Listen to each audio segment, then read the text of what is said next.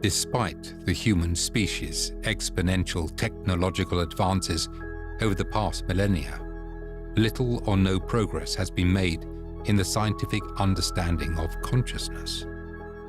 We are awake and aware of our surroundings, but is this phenomenon reserved to our corner of the universe, to each individual? Or is it linked and shared across all the cosmos, the result of quantum entanglement?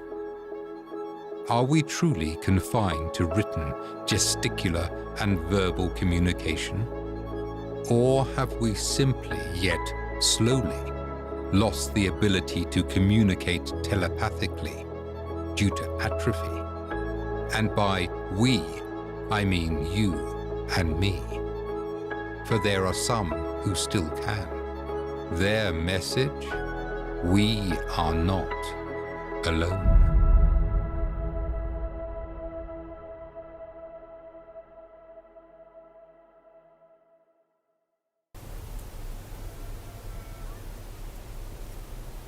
My name is Clifford Mahudi.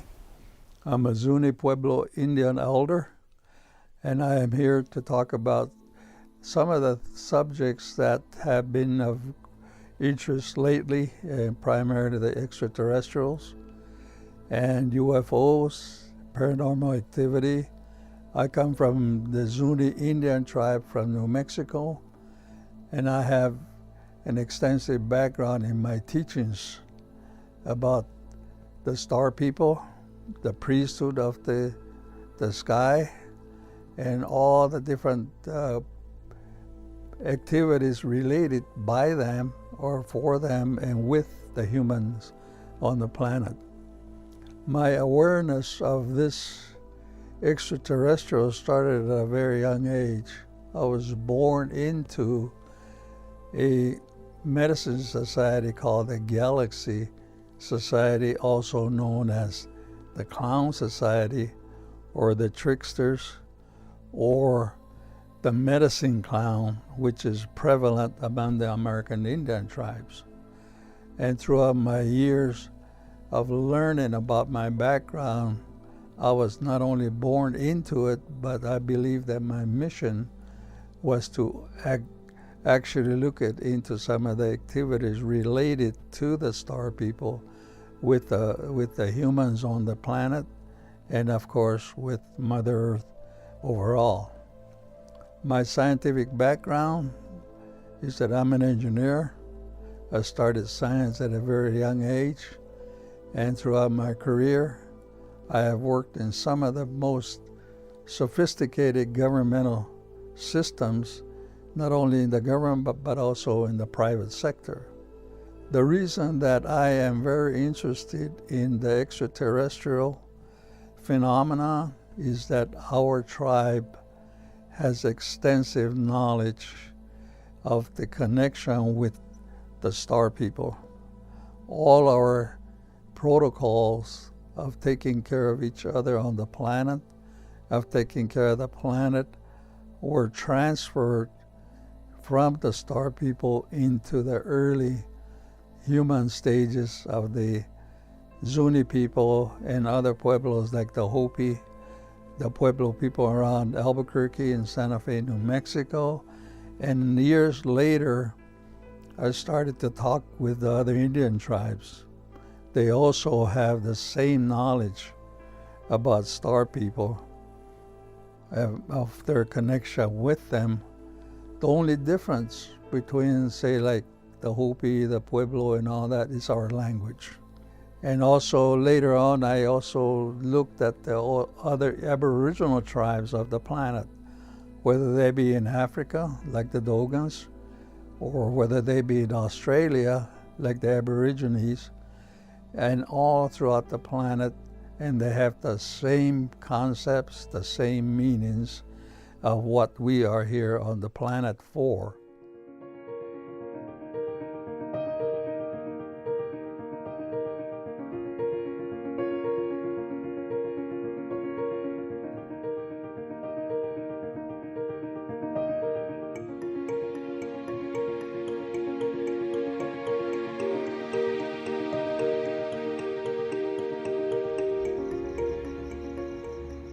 I've been a professional clairvoyant and medical intuitive, gosh, for 31 years? Yeah. My goodness. It's been a while. I've worked for 3-letter agencies doing both murder and missing person cases for all over the United States. And people called me because, for reasons I don't quite understand, I had a real eye for picking up details that helped solve things and provided more input to investigators. It was September of 2013, and I'd been here about 10 days. It was real close to the fall equinox. We were watching America's Got Talent, of all things, and had our favorite performers that we were hoping would win. And so when our favorite performer did his bit on stage, I turned to Otter and said, wow, he was really good. I hope he wins tonight. And suddenly there was a strange male voice, very loud, very clear, in my head that said, he was good. I hope he does win. And the voice, for reasons I didn't understand, was not in the room. The presence was not in the room. I turned and I looked at the Sandia Mountain, and the voice was coming from a single spot inside the mountain.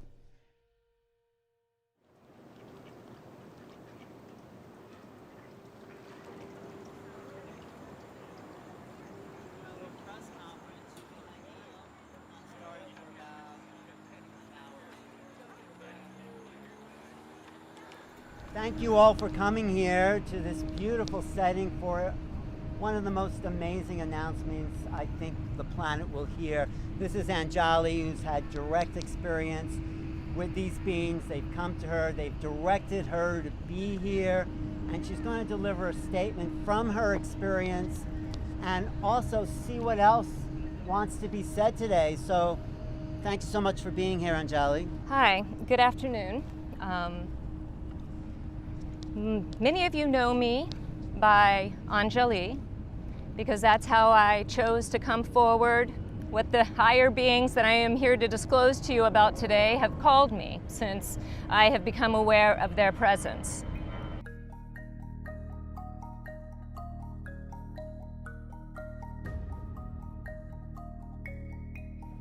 On January 21st, 2018, it was a Sunday, I was sitting in a coffee shop in Southern California. I met two amazing people whom I have always referred to as Wayne and Tricia. Wayne approached me, and after some time, we had gotten into a very in-depth conversation about consciousness, of all things. He had lymphoma. I had, who knew? Didn't even know. I had recovered from Guillain-Barré, and yet I wasn't recovered. We knew something was lurking within my own DNA without knowing exactly what it was. And he pointed it out immediately. He said it was this, it was here. It was all of the toxicity in the environments that I had been working in literally the energy that had been created around me that had made me ill. After some time, he and his wife, Tricia, invited me to their home because he had excavated a tunnel into the side of the mountain that is his property after he had met what he called aliens. He said he had seen them. He had seen their craft up in the sky above his mountain many nights, and he had become obsessed with finding out more. And he said that he had gone on top of his mountain and that they had been there, and that they told him that they were inside, that they had a base. And from that moment on, he had one singular mission, and that was to get inside that mountain.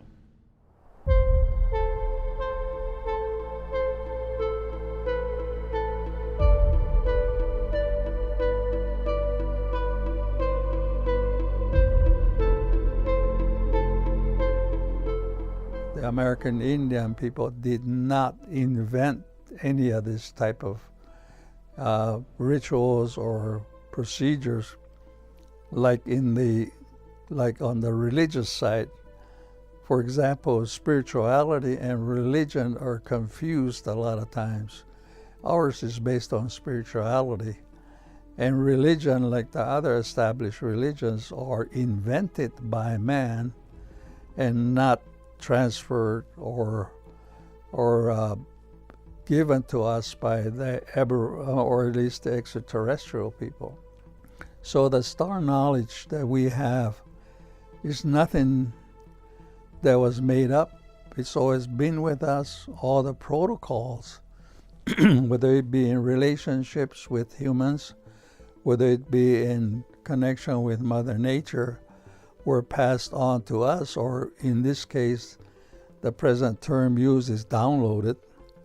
They were downloaded to us thousands of years ago. So we have always had that basic knowledge, or that information that has been incorporated into our DNA, because the humans are actually hybrids of the space people based upon what I have studied. I've been an experiencer since I was 3.5 to 4. I remember being at my grandmother's house and waking up and watching a reptilian walk through the wall and leave. And it scared me to death. And I can still describe, I could draw it for you. But in '98, the experiences really ramped up when I saw what we call a skipper ship now, a small oval craft about the size of a small plane, happened to be hovering over a field owned by Iowa State University full of cattle that they were doing genetics on. And I knew that because I have a degree from Iowa State and worked in those areas. But I saw the UFO. It was very low. It was hovering. It was silent. And it looked like there was a hatch open on the bottom of it. And I thought, that's cool. I want to see that closer. And by the time I got closer, it had gone. And I thought, oh, well, that was interesting. I saw a UFO up close. Cool. So I contacted MUFON. I reported it. I thought nothing of it until 10 days later. I was asleep in my bed. And suddenly, I went from deep asleep to very awake. But I froze. I didn't move because there was someone in the room. And as I laid on the pillow, I could see the bedroom bathroom door, which was open, and silhouetted was a being whose head almost touched the ceiling. He was creamy white. He had a very large head. His eyes were very large, almond shaped and dark. His limbs were very long and slender, and he had the longest fingers. And when he walked across the room, he took 2 strides to go about 10 feet. And I went, oh.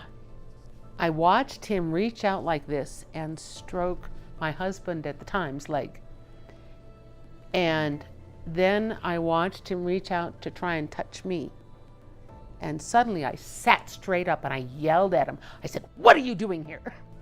And he jumped and he had the most startled look on his face. And he turned and he bolted through the wall.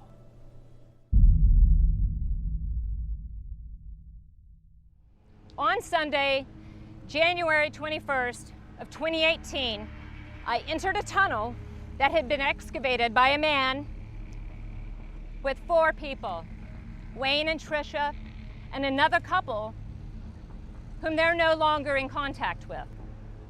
After a few minutes of walking, there was a light ahead of us, and we began walking a little bit quicker. And when we rounded the corner, there were 2 different races of beings that were standing there. There was a gray. I do not believe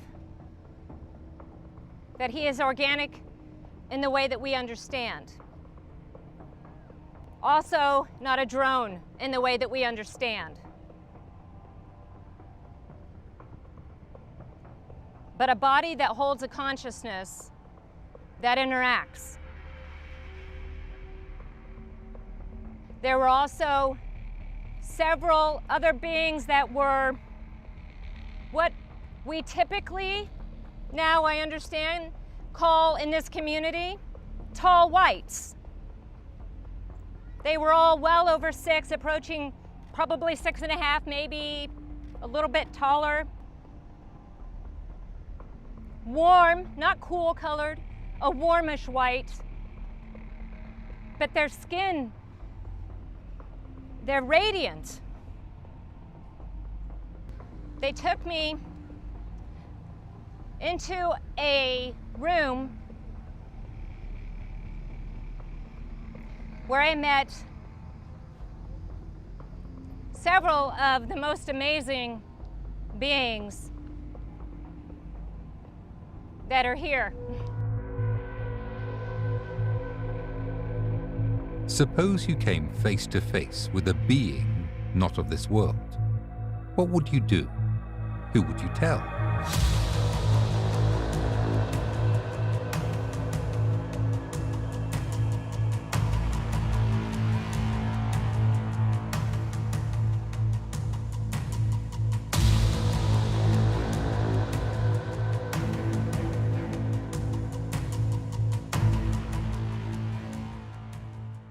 I'm sleeping in the same bed, in the same bedroom, and suddenly there's this tremendous pain in the bone of my calf. It was bone pain, and I thought, oh, what's this? I thought I had a Charlie horse. There were 4 Zeta body type beings standing at the foot of my bed, surrounding me, and one of them had a device in his hand that almost looked syringe-like, and he was removing it from the area where I had had the pain. Then that's all I remember, and then suddenly I was put back to sleep. And between the tall, creamy white guy and the little gray guys that I now know were Ponti, I had insomnia for like 2 months. I could not get to sleep. I was afraid they'd come back. I didn't know what they wanted. I didn't know if they were going to take me somewhere. I didn't know. But from then on, for almost 3 years, whenever it was going to be what I call now a UFO kind of night, my calf would start to itch, and I developed a rash about yay big in the back of my calf about 3 hours before sunset. And that night, if my calf was itching and turned into a rash, then I knew that I was going to have a UFO experience that night. Extraterrestrials are those beings that came to our solar system perhaps millions of years ago, because there's no time, as the Indians would say. You ask them when did they come, is that the word that they use interpreted into English is since time immemorial, which means a long time ago, but we do not know exactly when. Nobody does. And all our prayers, all our rituals, all our ceremonies are based upon that concept. It's based upon long, long time ago. Now there's another concept that is also part of the extraterrestrial information, is the planet itself. The scientists have said or have theorized that the Earth has flipped on its axis at least 13 times, and which would probably go into billions of years. Now the American Indian, at least my tribe, the Zuni Indian tribe, has said that we have gone through 3 great catastrophes. And we're now at the verge of the 4th catastrophe, which in this case will be wiped out by fire. The last one was by water. As we all know, there's a lot of references to it if you look at the Bible. They also talk about the Great Flood. There's other Aboriginal tribes that also talked about the flood time, and also right after the flood was Ice Age. And so there are a lot of information that's out there. The only problem in the Zuni case is that we don't have a written language, but we do have a oral history which is repeated almost on a monthly basis, if not maybe in a daily basis when our grandfathers were still young people. But we do know, or at least my teachings is that if you take these concepts in terms of time and incidences and the history, we know that it parallels with the same information as in the scientists of other groups, and also the timetables of many books that have been written about, for example, the Holy Bible. The Zetas that talked to us, the individual that first spoke to me, we didn't know his name for almost 2 months. And that first week when he was talking to us, I finally admitted to Honor that I was hearing him. I said, you know, I hate to keep calling it the voice from the mountain. That sounds kind of dumb. I'm going to give it a nickname. It comes from the Sandia Mountain. I'll call him Sandia. I completely forgot that Sandia in Spanish means watermelon. That's because on the top of the mountain there's stripes like on the rind of a watermelon. And he was listening. He said, Sandia, eh? Watermelon head, that'll work. That was his literal comment back to me. And I turned and I stared at that spot on the mountain and I went, who is this?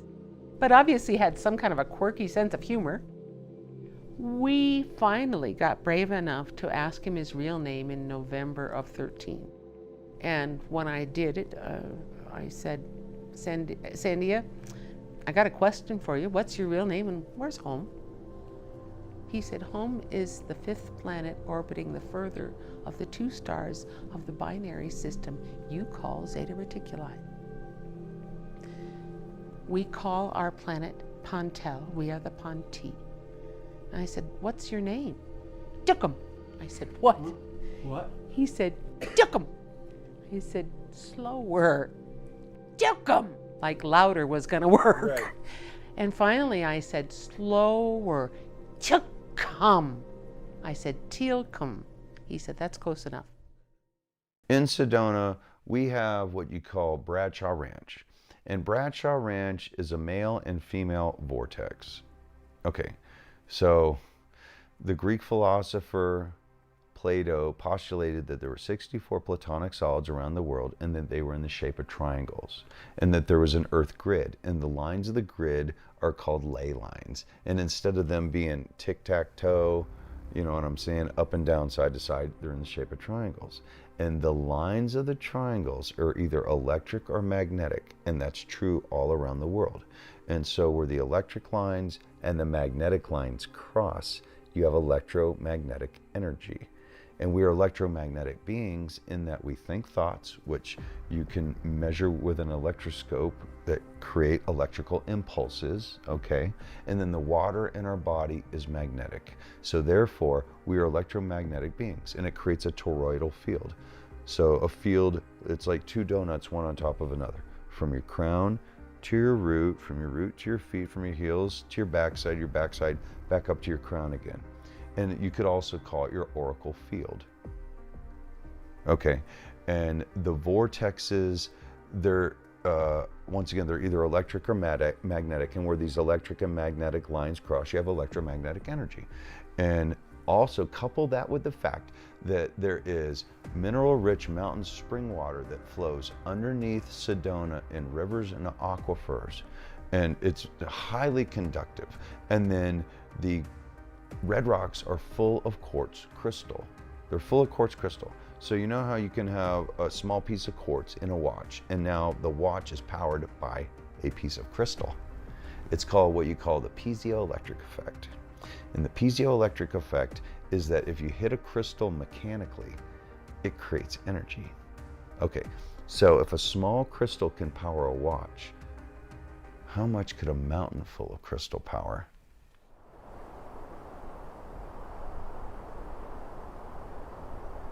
Before I talk about the message that they would like to speak to you today, I would like to talk about the formation of a team that will return to this tunnel,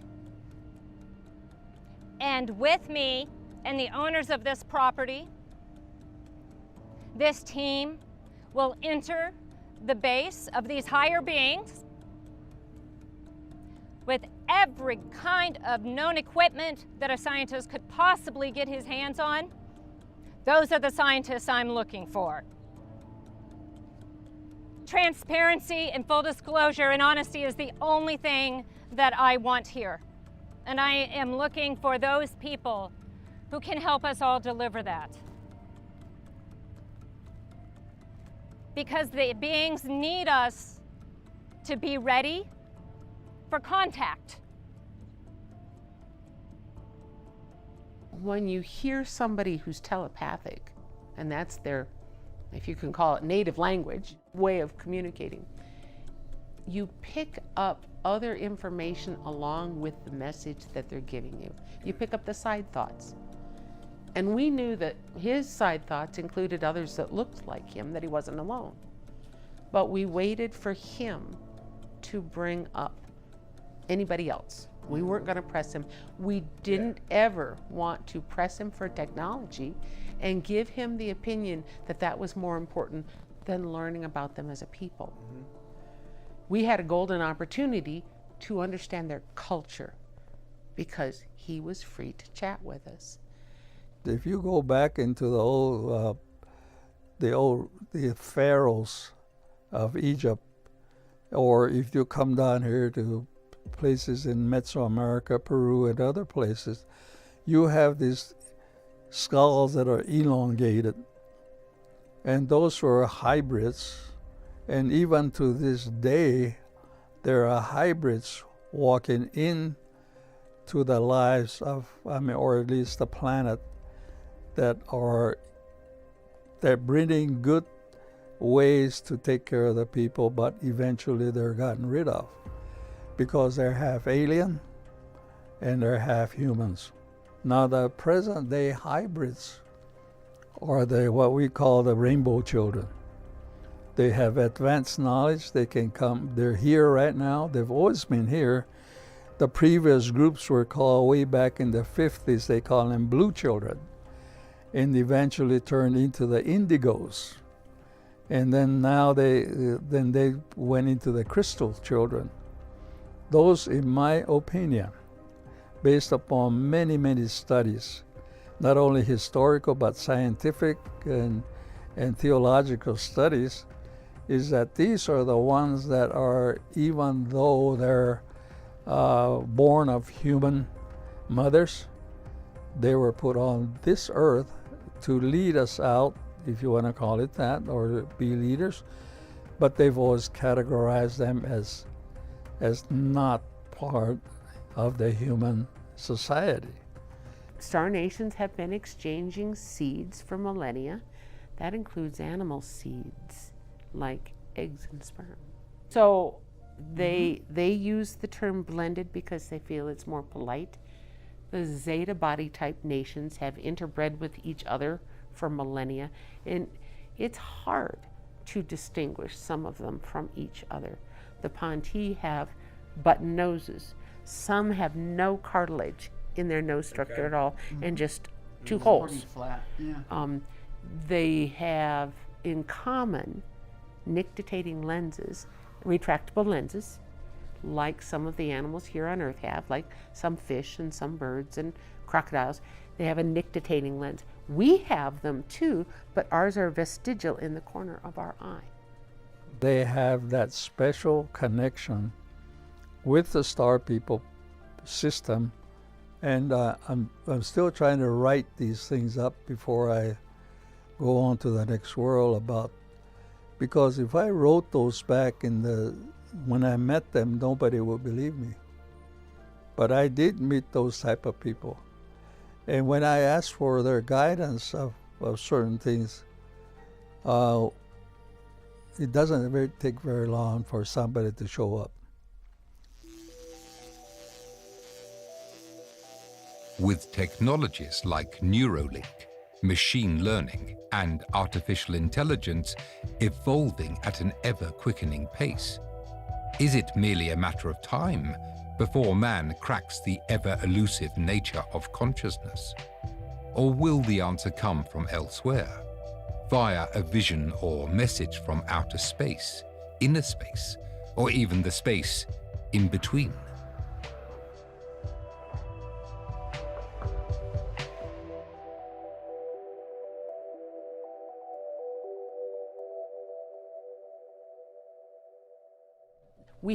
We have gotten so much information from Tilcom over the last 8 years, it'll just drop your jaw. And when we had been talking to them a little bit more than a year and a half, one day we heard from Tilcom and he said, "We understand you have something called social media. Would it be permitted for us to open an account?" And I sat back and went, okay, I don't see why not. As far as I know, there's nothing illegal about it. Right. And so we started translating their exact words as much as we possibly could. And Tilcom began sharing on Twitter along with the other 2 staff members he introduced us to 3 months prior to that, Drudy and Rahaz, or Radar. Yeah, his nickname is Radar. So Drudy, Radar, and Tilcom all were sharing. A couple things that we want to ask. You don't ever want to tell them what to do, but you want to ask them. So can you power up or vanish or change direction? Those are the first 3 things. And the CE5 basically means it's telepathy. So it means you made some kind of mental contact with them. So when we're not telling them, but we're asking them, can you? I always say, can you, or please, I love you. Can you power up or vanish or change direction? And when they do it, and it doesn't happen every single time, but it happens almost every single time.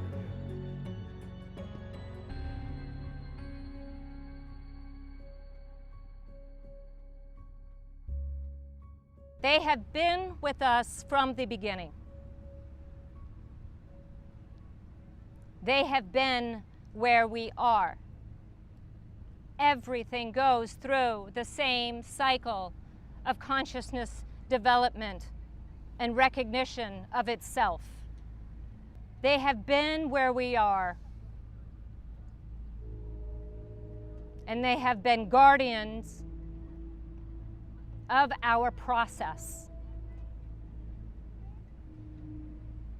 When every form of consciousness coalesces back into the pure light, it remembers fully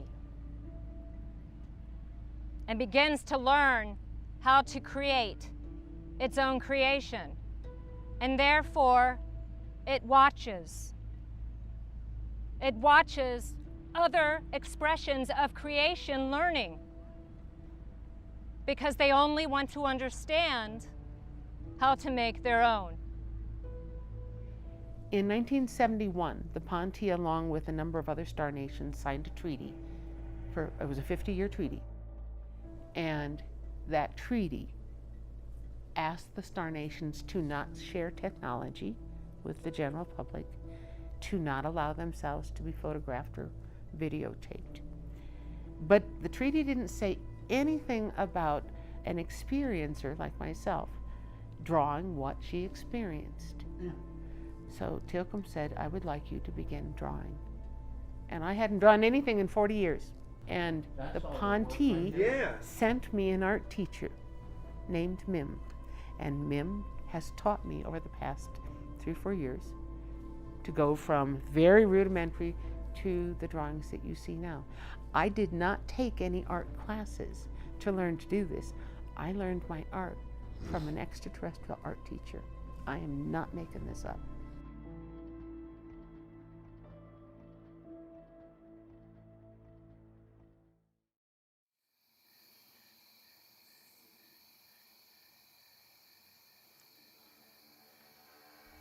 Despite our common makeup, mankind's brief history on our tiny spinning rock has shown we are incredibly diverse.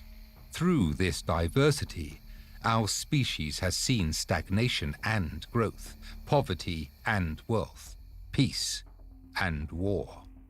For, as with all things important to our survival, when the issues and interests reach a breaking point, the masses will enact change.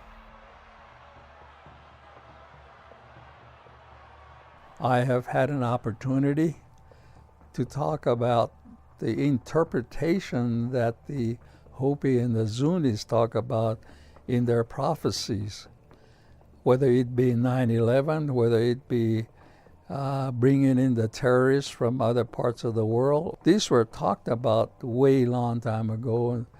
And if you look at the Hopi and the Zuni prophecies, they talk exactly about this thing. They also talk about the web that we have in the computer world. They also talk about the things that will be happening. They talk about famine. They talk about deviation from spirituality going into organized religion. And so these are all part of our system that has been in existence for a number of years. And the source of that information is from what we call our star ancestors. North and South Pole are traveling faster than we've ever seen them travel into new places, and it's possible for us to develop two North Poles, one South Pole, or two North Poles and two South Poles. Whoa. And then it weakens the magnetics, and our influence from this turbulent area becomes stronger and affects life on our world. Life on the surface can be affected by giant tsunamis, but also the cosmic rays become extremely dangerous for any plant and animal life. And the Ponti and other star nations took people underground for an extended period of time until we passed the turbulent zone, and they brought us out when it was safe again. That's in the history of not only the Zuni star nation, or Zuni indigenous culture and their oral history, the Hopis, but if you go to other places on Earth, people were instructed to build a very large boat. You know the Noah story. Mm-hmm. In the Iroquois were instructed to build giant canoes at the same time. And so indigenous people attempted to help them in order to get them to survive whatever cataclysm happened in their geographic location. And the star nation that had jurisdiction over that area was the star nation helping. This cycle of learning is coming to an end because humanity's consciousness is evolving. The way that consciousness forms and creates matter, which is just energy manifest, something that they want to help us learn to do as we evolve.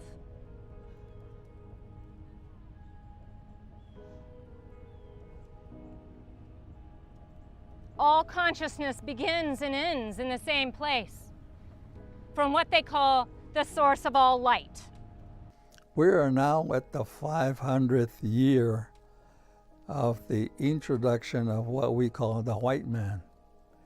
And we are also at the end of that span of they can only last so much. And the other group that is very fierce right now is what we call the dark force people. The dark force people are those rich people, the people that have In Zuni, they call them the witchcraft people that practice malevolent systems upon their own people and even among themselves. So we're at that stage, and these are all the things that are put into the concepts of why we're going to go into that end of the world situation. It's not going to be an invasion from other sources, from other solar system, planets, or universe. It's going to be done by ourselves within our own communities. This is exactly what I learned when I was about 10 years old, when one of the medicine men I heard when I was 10 years old is that I remember him saying in our own language, interpreting, said that there is no white man or any other group will come into our village and destroy us, because we're the ones that are gonna destroy us from our own homes and our own systems.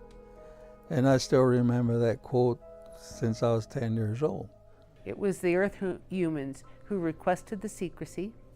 It was the Earth humans who requested the 5 decades in order to increase the awareness of the general public that star nations even existed. And they were not fiction at all. They were real, they were palpable beings. Many different cultures have visited this planet, and the Ponti informed us that on any given day, somewhere between 75 and 80 separate cultures are visiting our world. 75% of those are in the ocean. This is a water world. The star nations come because we have an abundance of water here. We take it for granted. Where you find a water planet, you find life, and very diverse life.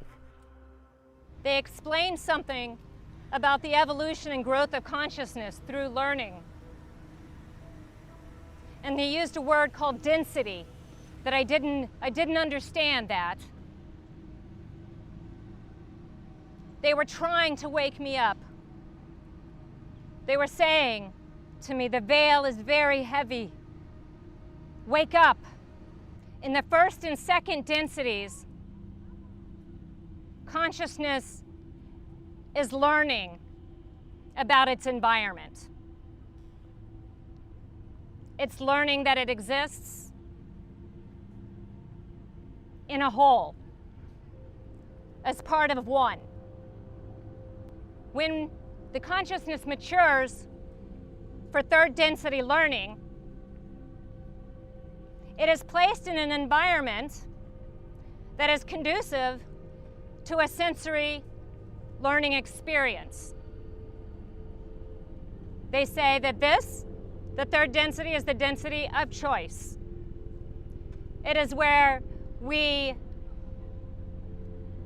learn to remember who we are, where the seat of our consciousness has originated, in which path we want to go down to explore that.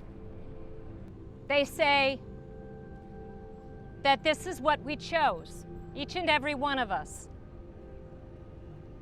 as a unique expression of the one source of creation, that each is an expression of that creation, which is also the Creator. That we move through consciousness learning and coalesce at each stage. We bring what we have learned from each density into the next, and we begin to further coalesce as we return back to our purest form, which is light.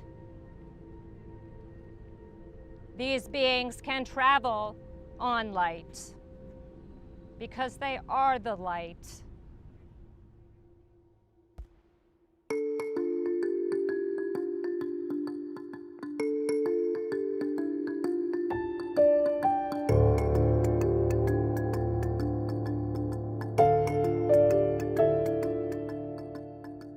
It was by coincidence that I just found myself getting back into this topic at a really interesting time in ufology when, like, of course, the New York Times article had been out for a couple of years. They had just announced the existence of the UAP task force, and everyone was awaiting their report. And so there were a lot of people who were joining UFO Twitter at the same time I was. So it was just a very exciting time to be rediscovering this topic. I definitely think that there were interesting aspects of the report, like the fact that aside from maybe one of them, they weren't able to explain almost all of these sightings. And like you said, the fact that the report said, like, this, we don't think this is our tech, this isn't foreign tech, we don't think there's a natural explanation for it. So, but I understand why people were underwhelmed, because, like, this report dropped while I was at work, and I took a break and I read it in 15 minutes. It was like 6 to 8 pages, I think, and for a government report, that's almost unheard of. There was also a really interesting report about UAPs that came out of France, I think a couple of weeks after the UAPTF report.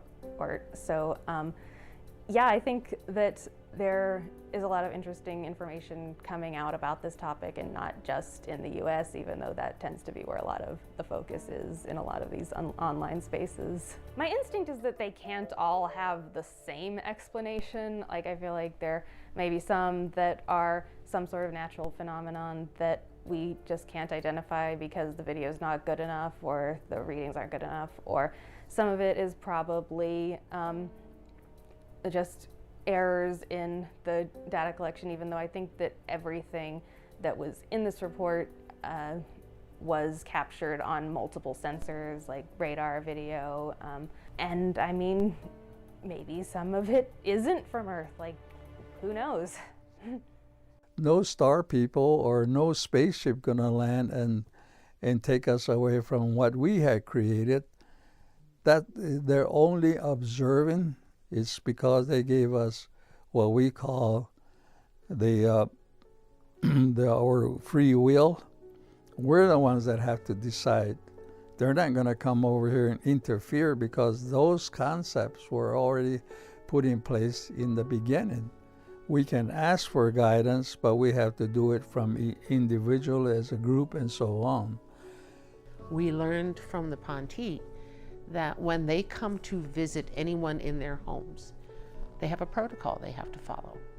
And their protocol is cause no fear, do no harm, leave no trace. And they have the ability to put you to sleep. They have the ability to pick a memory from your life experience and portray themselves as not, say, a Zeta body type, but maybe an old friend from high school, or an animal that you're not afraid of, like a 4-foot-tall bunny rabbit. Mm-hmm. So the screen memories are something that we deal with a lot, yeah. And now that we understand that part of the reason they do that is they don't want you to freak out. So what we have now here on Earth is we have two things that are occurring simultaneously. We have natural cyclical changes of this Earth as it moves into its own density and becomes a fourth density environment. It will no longer be compatible for third density experience, which is what they say these human biotechnology bodies give us here. We have been through this cycle long enough, and it's time for the next stage. We asked Tilcom about languages and how common telepathy was as a means of communication in the galaxy. And he said, well, gestural languages come first. Telepathic languages are the next most popular. Verbal languages follow that. And then visual languages or light languages, like you see fish in the deep ocean that can light themselves up? Okay. All right, that's a light language and pulsing. Deep space individuals also have light languages. The poor people in this country are without any shelter. They can take care of themselves, but we're feeding our enemies. This is the prophecies that the grandfathers told me. And we will go into a famine. So these are the things that I'm watching. I was hoping that they were wrong, but they were not. So this is the reason why I haven't quit talking yet, because as long as you're the lone voice in the wilderness, hopefully somebody will come and help you. The beings that I am in contact with refer to themselves as the Council. They are guardians over this world because they were asked to be, and they are fulfilling their duty, allowing us our free will to explore and to learn without remembering who we are, so that we can return, recognize ourselves, and experience the full breadth of consciousness again and again and again. The problem is that this is a polarity situation where, boy, we have really forgotten what we're doing here, guys. And we're destroying ourselves and our world, and we're trying to go out beyond our own borders into space as if we are ready to be spacefaring species, lovingly contacting other worlds. There are friendly extraterrestrial nations visiting our world, have been visiting our world for millennia, who are here to help us through the earth changes that we see beginning now. We may have our world being in what I generally call a mel of a Hess. And we're heading for a very turbulent area of the galaxy. The star nations are very aware of what it can do to our entire solar system. And they're lining up outside of Neptune's orbit with hospital ships to help. They've come to help. They're not negative. They're not going to eat you. They might tease you. They might blow a raspberry in your ear or call your name, but they're not going to hurt you. And if you choose to learn how to interact with them, they're cultural explorers. They love learning about your life. What do you make? What do you cook? What do you do in your spare time? What do you love? That's your culture. And that's what they want to learn. They're cultural explorers. And they want to save the best of that, so that if we do end up in a mel of a Hess, that our culture still survives.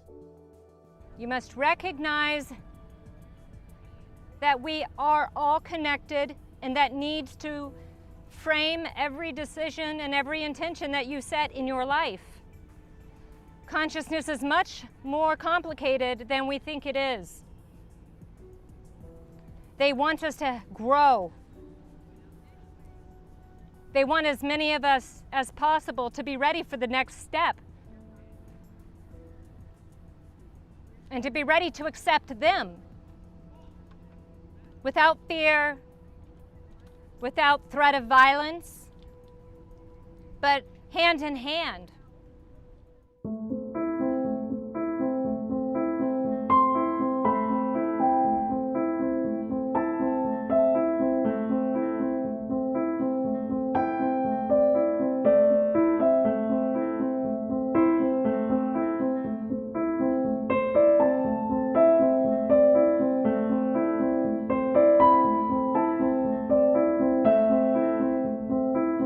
The universe is both homogeneous and isotropic.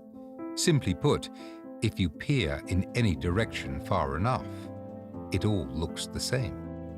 Could this shared uniformity lend credence to shared consciousness? If we are all but stardust, do we share a quantum link stemming back to the creation of the universe?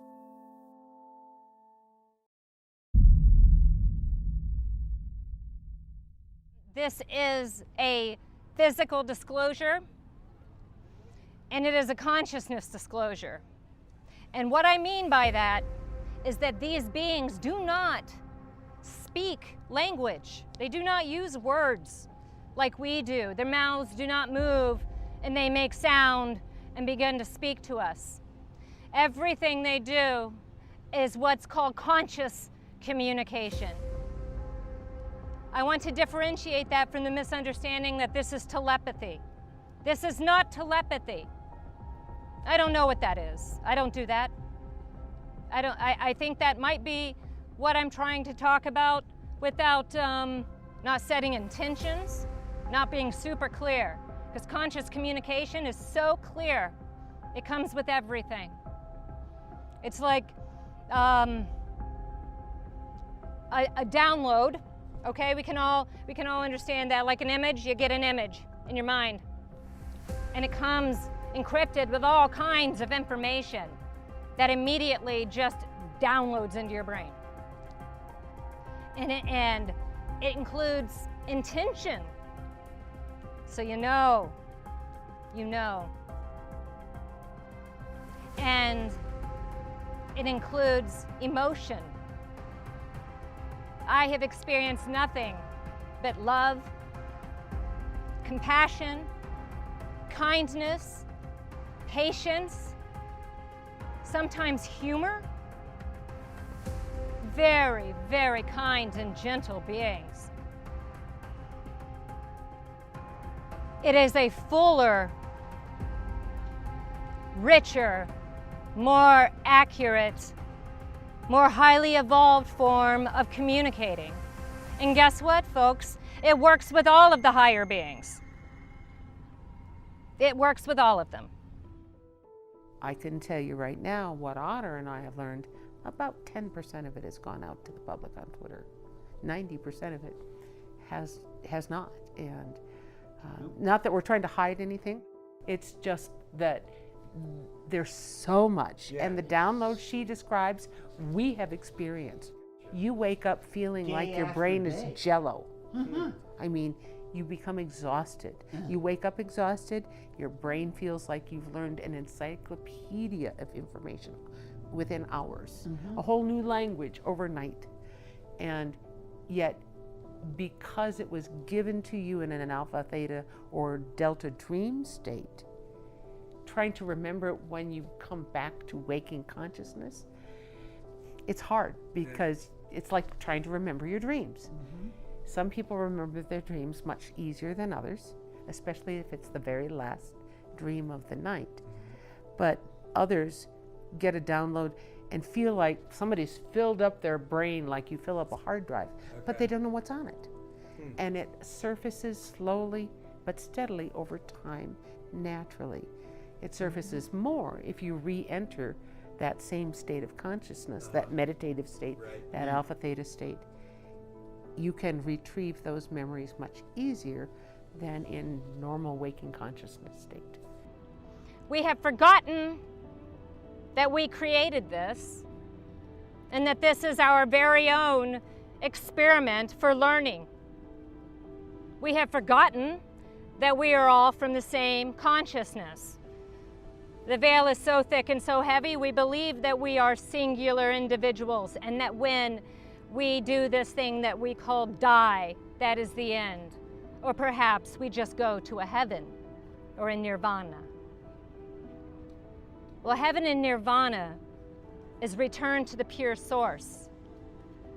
That's pure light, pure consciousness. And you are always on the path to that. Always. But in order for the next world to come in a peaceful, the way it's supposed to be, there has to be a clearing. There has to be we have to go through that time of cleansing. The people has been asleep for a long time, especially this country. And I can honestly tell you, this started about the time when Kennedy, President John F. Kennedy, was assassinated. So that's way back in 1963 when they started this whole whole effort, and I have been very observant and have studied these things from many different angles, the scientific, the historical, and the references that are made in many scriptures, religious scriptures. Bible, Job 4:15 to 18. A spirit glided past my face, and the hair on my body stood on end. It stopped, but I could not tell what it was. A form stood before my eyes, and I heard a hushed voice. Can a mortal be more righteous than God? Can even a strong man be more pure than his maker? I realize that there are things that we don't understand, and that there may be explanations for phenomena that right now seem ridiculous, but sometime in the future we may have a better understanding. And also, like, this is a topic that for many people it isn't just curiosity and investigation, it's something very spiritual to them. Quran 2:31. And he taught Adam the names, all of them. Then he showed them to the angels and said, inform me of the names of these, if you are truthful. I would recommend that you pray or you meditate. Whatever you want to call it, do it with an open, kind heart. Ask for acceptance of our oneness and our connection to one another. Seek to better understand your own existence. Seek to elevate your conscious connection to all other expressions of life and the Creator here. And then, whatever your spiritual philosophy, you already got it. You got it. Like, some people that I've talked to aren't really invested in whether there is scientific evidence or whether, like, this is real in a physical sense, because to them it is more spiritual or religious, and what matters to them more is sort of how it guides their life and how they feel about it, rather than what science discovers. And you can't really argue with that. Like, everyone has their own religious and spiritual beliefs.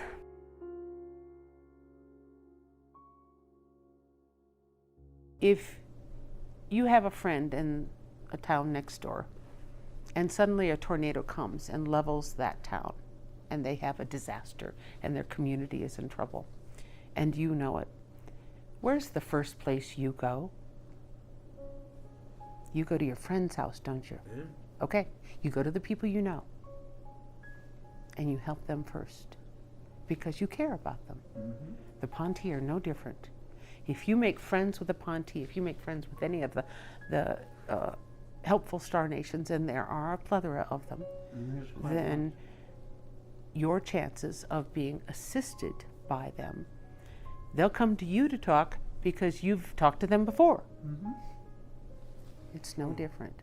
So there are benefits to having friends in high places.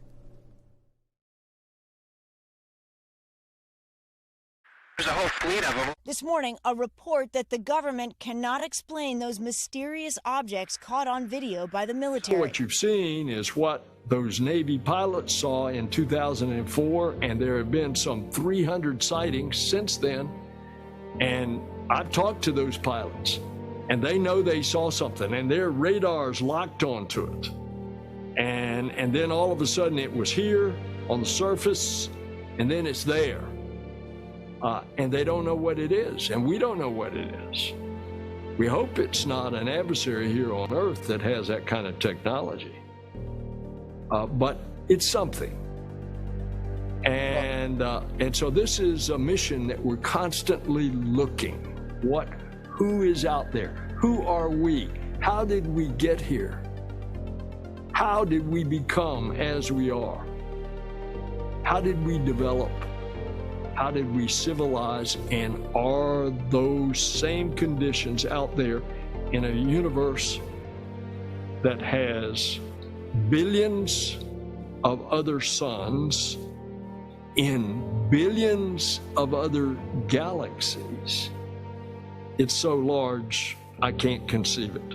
My personal opinion is that the universe is so big, and now there are even theories that there might be other universes. And if that's the case, who am I to say that planet Earth is the only location of a life form that is civilized and organized like ours?